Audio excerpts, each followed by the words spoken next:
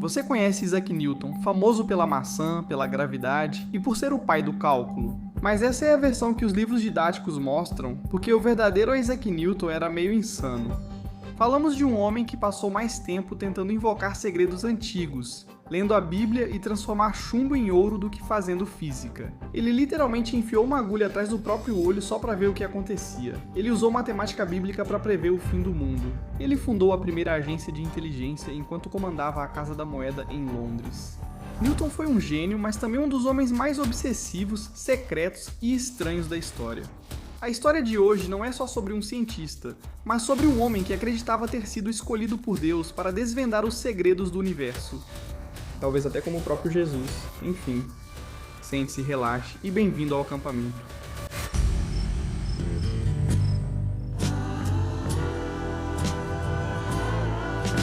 Olá pessoal, bem-vindos de volta ao acampamento de história. Sou Mark Gagnon, obrigado por estarem na minha barraca. Toda semana exploramos as histórias mais interessantes, fascinantes e polêmicas de todo o mundo, de todas as épocas ao longo da história.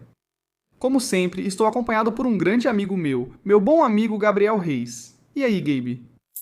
Certo, tudo certo. Não temos tempo para ficar conversando sobre o fim de semana e o que você fez ou deixou de fazer. Porque vamos mergulhar na vida do homem mais fascinante, talvez de toda a ciência. Quero dizer, eu realmente sou simplesmente apaixonado por Isaac Newton. Eu o considero muito misterioso, e há tantas camadas em sua personalidade e tantas coisas que ele contribuiu para o mundo. Mas também muitos motivos diferentes para ele fazer isso. Você acha que conhece a Isaac Newton, certo? Ele revolucionou a física e criou as 3 leis do movimento. E o que a maioria das pessoas não sabe sobre Isaac Newton é que ele também levava uma espécie de vida dupla secreta como alquimista ou teólogo. E quando eu digo secreta, quero dizer realmente secreta. Quero dizer, esse cara era bem paranoico com as pessoas descobrindo sobre o trabalho dele. Ele usava nomes falsos e ele escrevia coisas em uma espécie de cifra codificada. E quando ele morreu, a família dele literalmente carimbou os papéis de alquimia dele com a frase não apto para ser publicado.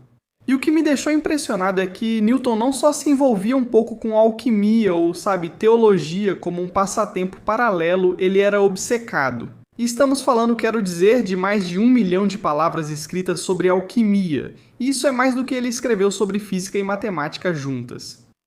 O homem que criou as leis do movimento passou mais tempo escrevendo sobre transformar chumbo em ouro. Ou outros tipos de obras ocultistas, meio crípticas, etéreas do que qualquer outra coisa. Tentando explicar a verdadeira, natureza científica da física. Imagine o laboratório de Newton por um instante. Ao entrar, não é o que se espera do pai das ciências modernas. Há fornos enormes e mesas cobertas de vidrarias e produtos químicos borbulhantes. E isso não é apenas um laboratório de física, na verdade parece quase uma oficina de mago medieval. E basicamente é isso mesmo. Quero dizer, Newton estava em busca do prêmio máximo da alquimia. Esta é a Pedra Filosofal. Se você só conhece por Harry Potter, vou explicar o que os alquimistas realmente acreditavam fazer. Essa Pedra Filosofal não deveria só transformar metais baratos em ouro, apesar desse ser parte do apelo.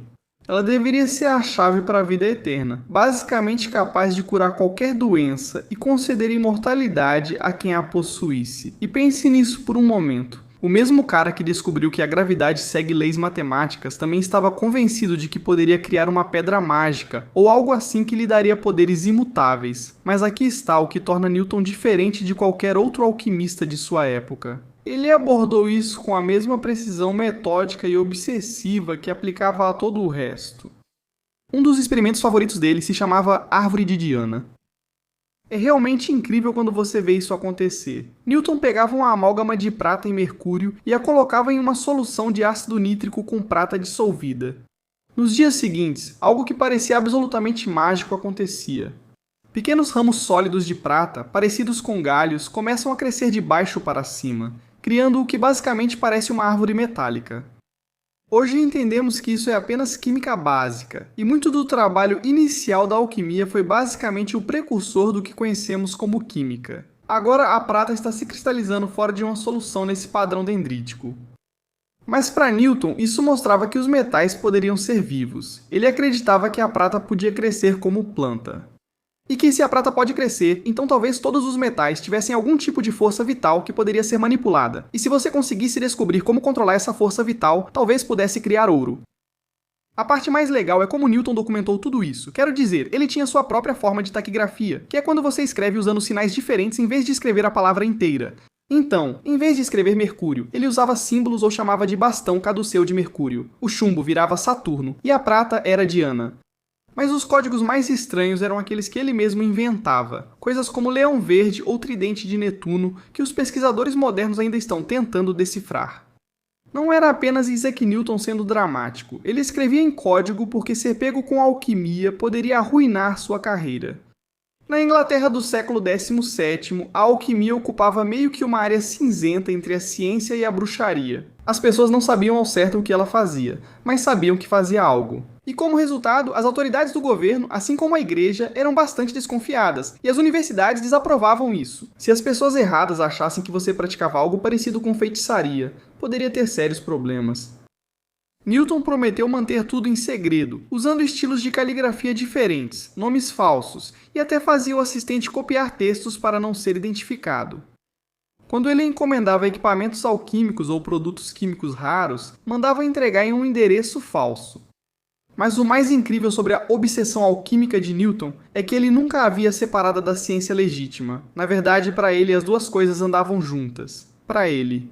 Estudar a gravidade e, tentar encontrar ou criar a pedra filosofal eram apenas aspectos diferentes da mesma coisa. Tentar entender como Deus havia projetado o funcionamento do universo. Então, para Newton, ele acreditava que a mesma inteligência divina que criou a matemática e as leis matemáticas que governavam o movimento dos planetas também continha isso dentro de si. Possuía os segredos ocultos nesses processos químicos. Se você conseguisse decifrar esses segredos, poderia entender não apenas como fazer ouro, mas literalmente como o universo se encaixa em sua totalidade. E seus experimentos com prismas e luz, o trabalho que levou à sua compreensão revolucionária da óptica, aconteceram ao mesmo tempo que suas tentativas de transmutar metais. Alguns historiadores acreditam que suas descobertas ópticas podem ter resultado de seu trabalho alquímico. Quando você passa horas vendo reações químicas mudarem de cor e aquecendo metais para observar seu brilho.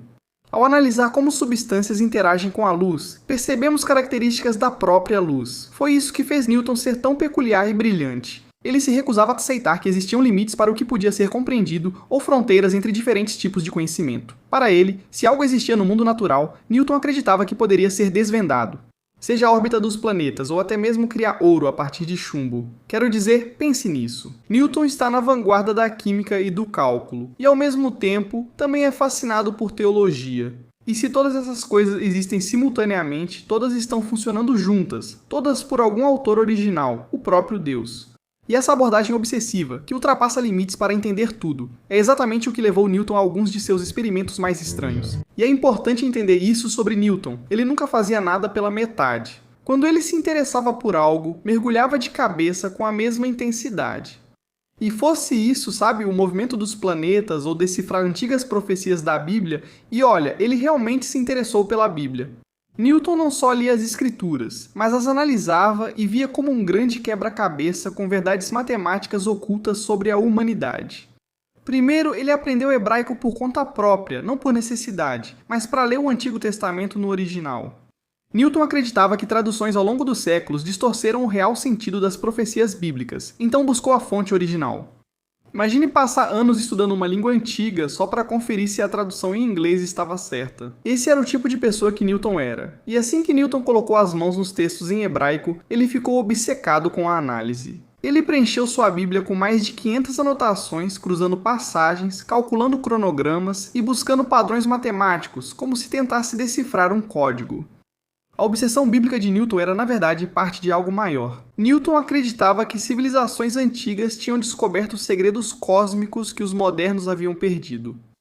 Ele era obcecado pelo chamado hermetismo, segundo estudiosos. A ideia central é que antigos egípcios, construtores do Templo de Salomão e outras culturas tinham conhecimento real sobre o funcionamento do universo, mas essa sabedoria acabou perdida ou foi ocultada em símbolos e textos enigmáticos. É nesse momento que vemos Newton dedicando muito tempo ao estudo de hieróglifos egípcios, tentando decifrar o que ele acreditava serem fórmulas científicas ocultas em símbolos religiosos. Ele acreditava que ao decifrar esses códigos antigos, tudo seria revelado. E sua maior obsessão era o Templo de Salomão. Newton acreditava que as medidas arquitetônicas e o design desse templo antigo não eram aleatórios, eram um projeto para entender o cosmos e o próprio Deus. Ele passou anos tentando reconstruir as dimensões exatas e desenhar o templo, convencido de que Salomão havia codificado os segredos do universo na estrutura física. Aqui você pode realmente ver uma imagem do templo original de Salomão de Newton e basicamente como ele imaginou que poderia ser. Então, quando Newton estava analisando as profecias bíblicas, ele não estava apenas buscando um significado religioso, ele estava tentando descobrir o conhecimento científico contido nelas. Newton acreditava que Deus inseriu profecias matemáticas na Bíblia, especialmente em Daniel e Apocalipse para ele. Esses textos não eram só espirituais, mas manuais para entender quando e como a história ocorreria. Então, Newton fez o que sempre fazia quando se deparava com esse enigma. Aplicou a matemática, focou em períodos de tempo específicos mencionados na profecia, como 1.260 dias, 1.290 dias, 2.300 dias. E usou algo chamado princípio dia-ano, que significava que ele interpretava cada dia na profecia como representando um ano real no tempo. Era assim que ele acreditava que tudo funcionava. Newton acreditava que o evento-chave ocorreu em 800 d.C., quando Carlos Magno foi coroado o primeiro imperador do Sacro Império Romano. Ele via isso como o início de um império religioso corrupto, como descrito nas visões de Daniel. E a partir daí, ele acrescentou o período profético de 1260 anos a 800 d.C., chegando ao ano de 2060. Veja o que diferencia Newton dos profetas do fim do mundo. Ele não disse que o mundo acabaria em 2060, mas sim que não terminaria antes desse ano. Pode parecer uma diferença pequena, mas mostra como a mentalidade científica de Newton influenciava suas crenças religiosas. Ele não pregava o medo, apenas buscava calcular o plano divino com máxima precisão. Inclusive, explicou por que era tão cauteloso. Newton afirmou que não tentava prever exatamente quando o fim viria. Mas ele escreveu e disse que queria, abre aspas, por fim as conjecturas precipitadas de homens fantasiosos que frequentemente previam o momento do fim. E ao fazer isso, trazer descrédito às sagradas profecias sempre que suas previsões falham. Pense nisso. Newton estava basicamente dizendo, ouça, todas essas outras pessoas estão fazendo afirmações absurdas sobre a Bíblia e sobre o Apocalipse e estão fazendo o cristianismo parecer ruim, e de certa forma estão desacreditando a Bíblia. Quando as datas deles não se concretizam, então eu vou usar a matemática de verdade para te dar uma data potencial, razoável, inicial e possível. Então ele basicamente está dizendo que qualquer profecia antes de 2060 é basicamente furada. E a ideia de Newton sobre o fim também não era o que você poderia esperar. Ele não está prevendo fogo e enxofre ou a destruição da própria Terra. Ele acreditava que 2060 marcaria o início de uma transformação e o estabelecimento do que chamava de reino perfeito de Deus na Terra. Para ele não é o fim do mundo, mas um renascimento ou conserto do mundo. Newton acreditava que o cristianismo foi corrompido ao longo dos séculos, a partir da época do imperador Constantino no século IV. Ele acreditava que o que a maioria das pessoas considerava cristianismo ortodoxo era, na verdade, uma distorção da fé original. Então, a previsão dele para 2060 não é uma ira, mas sim uma correção divina. Aqui os estudos bíblicos de Newton ficam realmente interessantes e até perigosos, pois sua pesquisa o levou a conclusões sobre o cristianismo, que se tivessem se tornado públicas, teriam levado ele para a prisão, ou talvez coisa pior. Newton rejeitou a Trindade. Se você não conhece a teologia cristã, a Trindade é a base do cristianismo tradicional. É essa crença de que Deus, Jesus e o Espírito Santo são três pessoas distintas, mas uma única essência divina. Então, para a maioria dos cristãos, negar a Trindade é como negar o próprio cristianismo, que Jesus Cristo é totalmente Deus e humano, mas Deus, o Pai, também é Deus e o Espírito Santo também é Deus. E eles existem separadamente, mas juntos formam uma única entidade divina.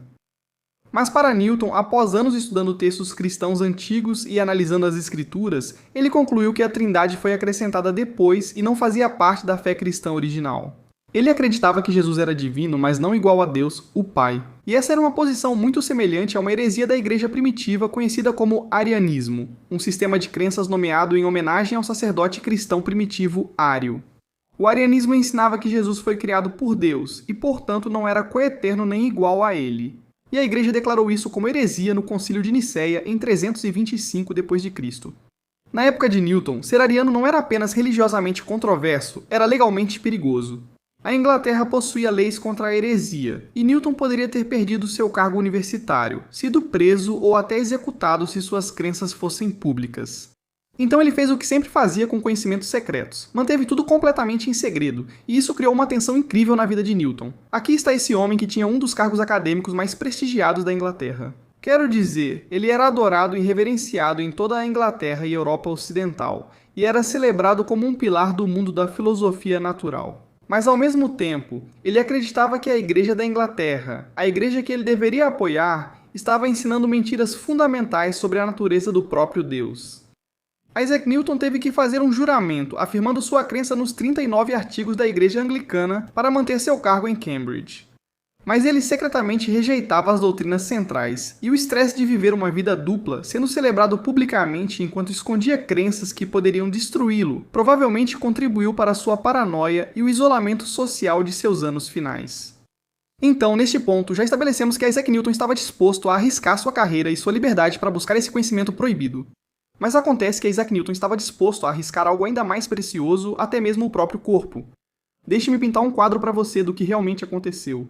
Isaac Newton está em seu quarto em Cambridge, por volta de 1665, no meio de suas pesquisas ópticas, tentando descobrir se as cores que vemos vêm da própria luz ou de algo que acontece dentro dos nossos olhos. Ele decide que a melhor forma de testar isso é mudar fisicamente o formato do próprio globo ocular para ver o resultado. Isaac Newton pega um bodkin, que é basicamente uma agulha de costura do tamanho de um lápis. Ele desliza a agulha entre o globo ocular e a cavidade óssea, pressionando-a atrás do olho para alterar seu formato.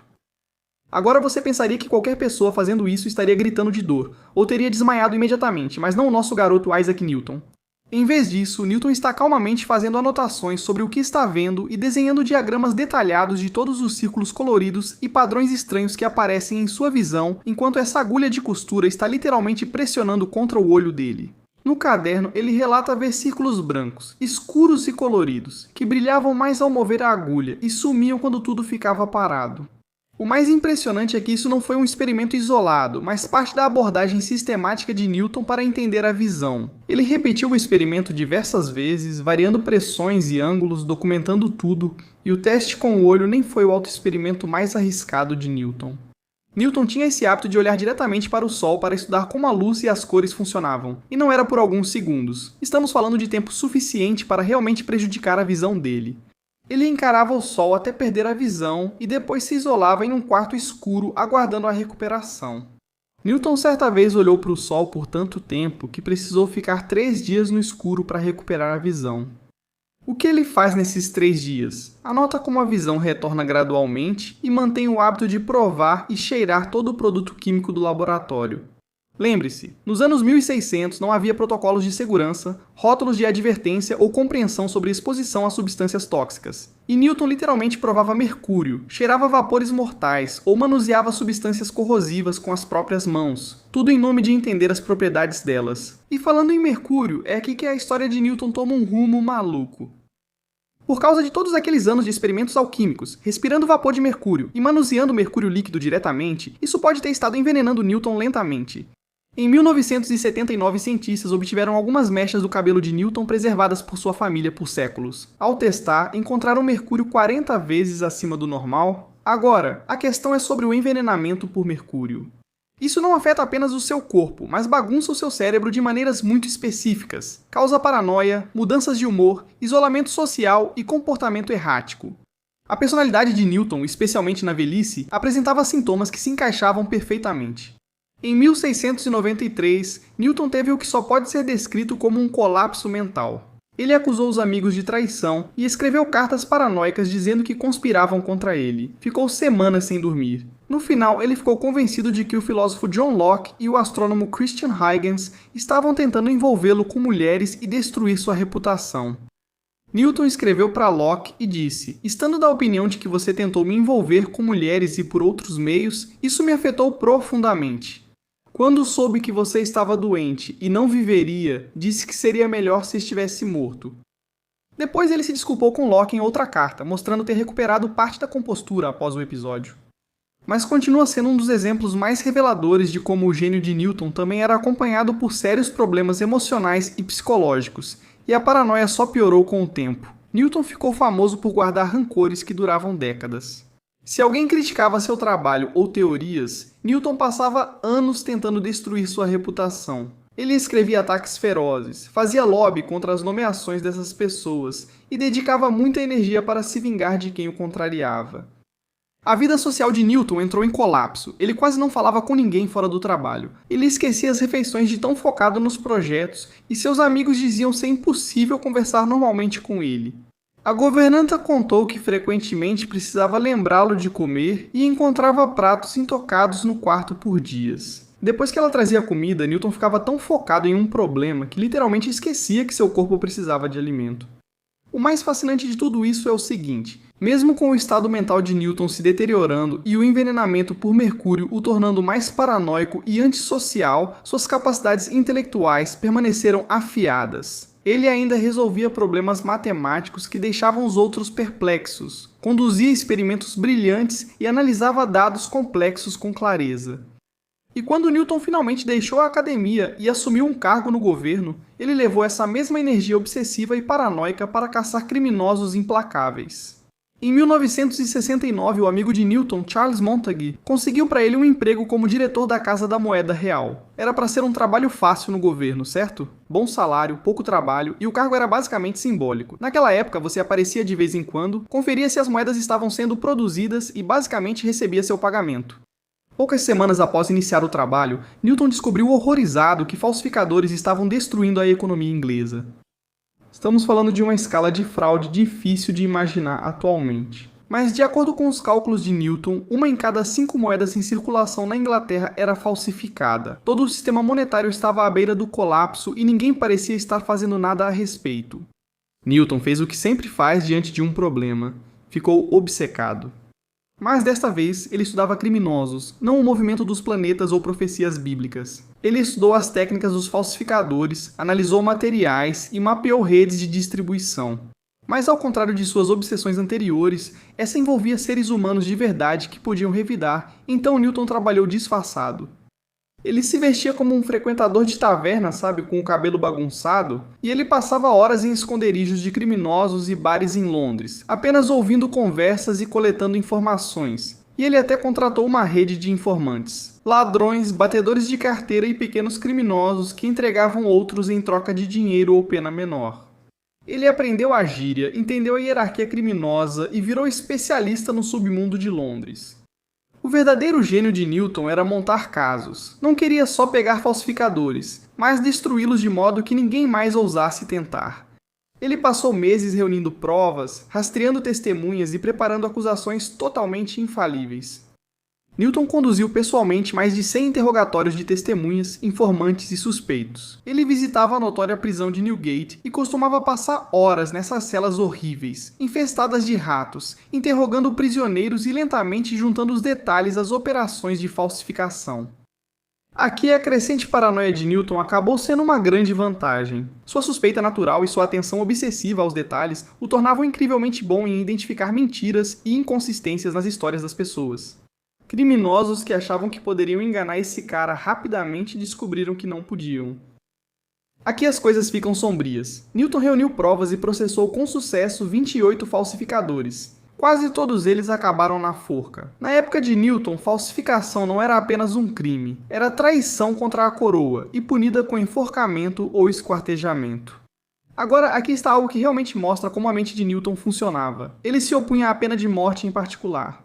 Em seus escritos pessoais, ele expressou dúvidas sobre se o Estado deveria executar pessoas ou não. Mas quando se tratava de falsificadores, Newton não mostrava absolutamente nenhuma misericórdia. Ele os via como ameaças à ordem fundamental da sociedade, e estava disposto a enviá-los à morte para proteger essa ordem. Mas o maior desafio de Newton veio na forma de William Challoner, que era basicamente o mestre do crime dessa época. Challoner começou na base da escada do crime, vendendo alguns documentos falsos e aplicando pequenos golpes.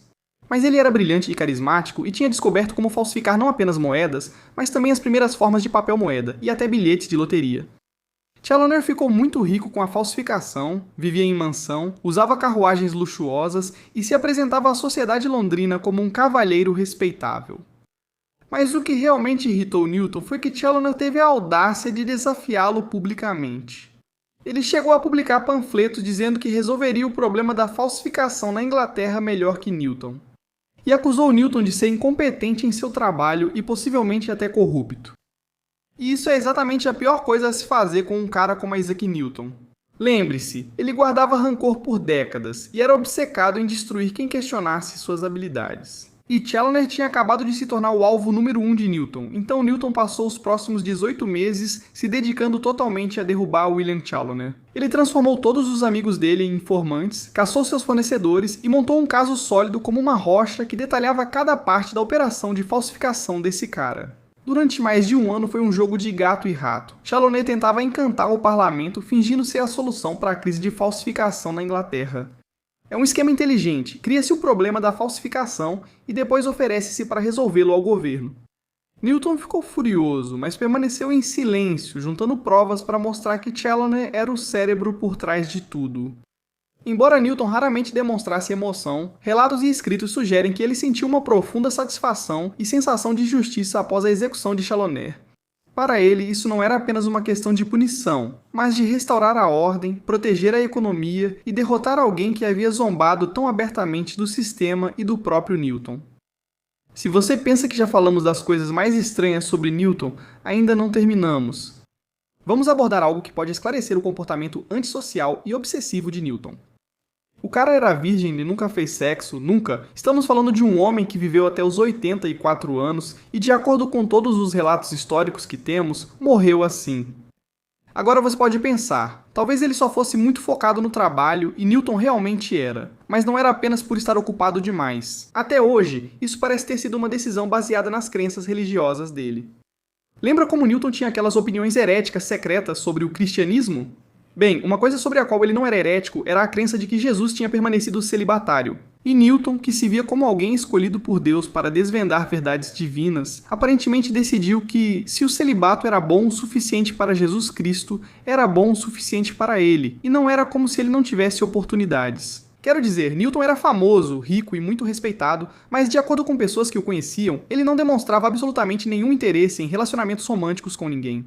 Seus amigos e colegas frequentemente comentavam como ele parecia completamente alheio ao conceito de um relacionamento monogâmico de longo prazo.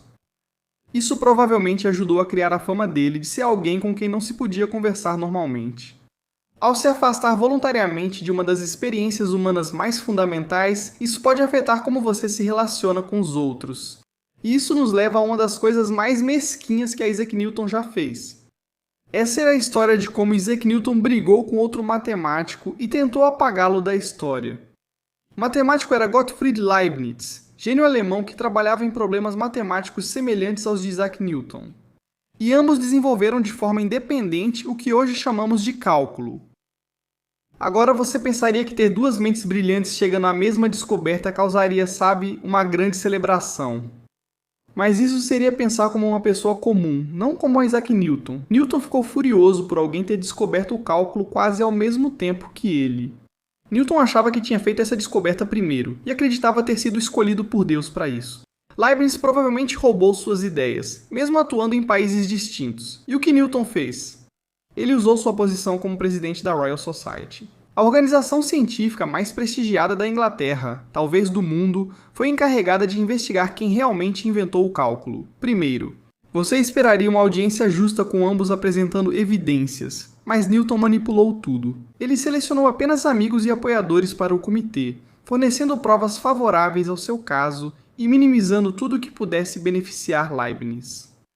E é aqui que a coisa fica realmente mesquinha. Newton escreveu anonimamente o relatório final ele mesmo e o apresentou como se viesse de um órgão imparcial, concluindo que ele era o único inventor do cálculo e que Leibniz era essencialmente uma fraude. E por anos ninguém sabia que Newton tinha escrito sua própria defesa. Ele literalmente criou um julgamento falso e imparcial que o declarava vencedor da disputa. Quero dizer, isso é como se você e sua namorada tivessem uma discussão, e aí vocês vão a um terapeuta de casais, e então você diz exatamente ao terapeuta o que ele deve falar. E ele lê aquilo, afirmando que você está completamente certo e que sua namorada não fez nada de errado. Quero dizer, para ser sincero, até que é uma boa ideia, preciso anotar isso. Historiadores modernos acreditam que Newton e Leibniz merecem crédito pelo desenvolvimento do cálculo. Eles analisaram o problema de formas diferentes, e ambos contribuíram de verdade. O ego de Newton não aceitava dividir o crédito, e a controvérsia do cálculo o consumiu por anos. Ele escreveu cartas raivosas e desabafou com amigos. e basicamente transformou o que deveria ter sido um avanço matemático celebrado em uma amarga disputa internacional. No fim, ele venceu. A reputação de Leibniz foi prejudicada e por muito tempo Newton foi visto como o único inventor do cálculo. Mas aqui está a questão sobre tentar apagar alguém da história. Normalmente, isso não funciona a longo prazo. Hoje, a chamamos de controvérsia do cálculo de Newton-Leibniz e a maioria dos matemáticos reconhece que ambos merecem crédito. Porém, o comprometimento de Newton com o trabalho às vezes tinha efeito contrário. E estou falando da vez em que ele quase incendiou todo o seu laboratório e possivelmente sua casa, por causa de um experimento que deu errado. Existem duas versões dessa história, e os historiadores ainda discutem qual é a verdadeira. A mais famosa envolve o cachorro de Newton, Diamante. Segundo essa história, Newton trabalhava há anos em uma grande coleção de anotações e cálculos experimentais. Um dia ele deixou uma vela acesa no laboratório e saiu para caminhar. Seu cachorrinho Diamante entrou e derrubou a vela, incendiando os papéis e destruindo anos de trabalho de Newton. E quando Newton voltou e encontrou seu laboratório praticamente em cinzas, ele supostamente olhou para Diamante e disse: "Ó, Diamante, Diamante, tu não fazes ideia do estrago que causaste." Porém, alguns historiadores acreditam que a história do Diamante foi totalmente inventada. Um tipo de lenda que surgiu em torno de Newton após sua morte. Newton relatou um incêndio que destruiu anos de trabalho experimental, possivelmente causado por um cachorro. Ou só Newton tão focado nos experimentos que esqueceu o básico de segurança contra incêndios? Provavelmente nunca saberemos, mas de qualquer forma, essa história captura perfeitamente algo fundamental sobre quem Newton era como pessoa. Esse cara poderia perder anos de trabalho no incêndio e recomeçar. A maioria das pessoas teria tido um colapso completo, ficado com raiva ou simplesmente desistido. Mas Newton tratou isso como apenas um pequeno contratempo. Agora você tem o quadro completo. Newton era esse gênio virgem que incendiou seu laboratório e tentou apagar um matemático rival da história. E também era responsável pela Casa da Moeda. E basicamente criou a primeira operação de inteligência, tipo um serviço secreto, e também era obcecado por profecias do fim dos tempos. E olha, eu entendo.